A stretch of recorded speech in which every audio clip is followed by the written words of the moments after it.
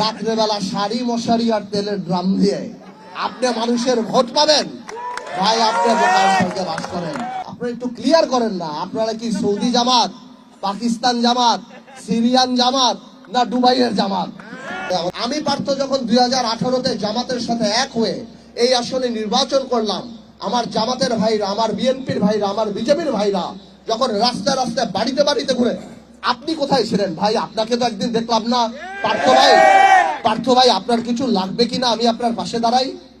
এই বাংলাদেশে আমাদের ম্যাডামের উপরে যত অত্যাচার, আপনাদের নেতাদের, জামাতের যে সিনিয়র বড় বড় নেতাদের ফাঁসি হয়ে গেল, জামাতের কত লক্ষ লক্ষ নেতা কর্মীকে মারা হলো বা হাজার হাজার নেতা কর্মীকে গুম খুন করা হলো, কোথায় ভাই? আপনাকে তো কোনোদিন দেখলাম না।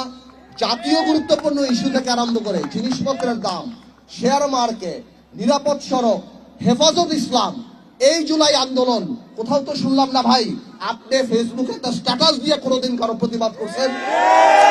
আজকে আপনি মনে করেন রাত্রেবেলা শাড়ি মশারি আর তেলের ড্রাম দিয়ে আপনি মানুষের ভোট পাবেন? ভাই, আপনি বোকার সঙ্গে বাস করেন। আপনারা আমার তরফ থেকে এই প্রশ্নগুলি আমার ভাষণ টেকের মা বোন সহ সবার কাছে পৌঁছে দিয়েন।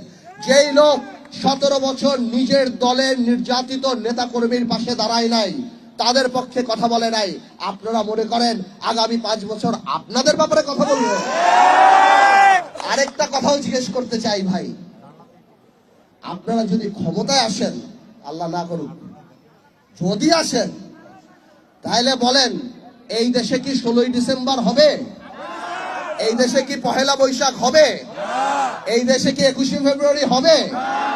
এই দেশে কি কোনোভাবেও দুর্গাপূজা হবে?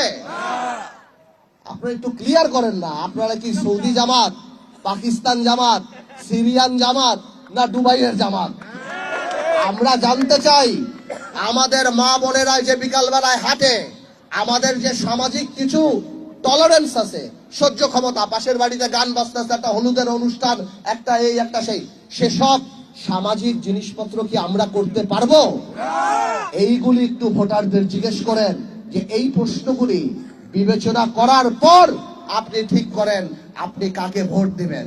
জান্নাতের টিকিট বেচার দিন শেষ। তরুণদের বাংলাদেশ, আবেগ নয় বিবেক দিয়েই আমরা নেতা নির্বাচিত করব। সবাই ভালো থাকেন, আল্লাহ হাফেজ।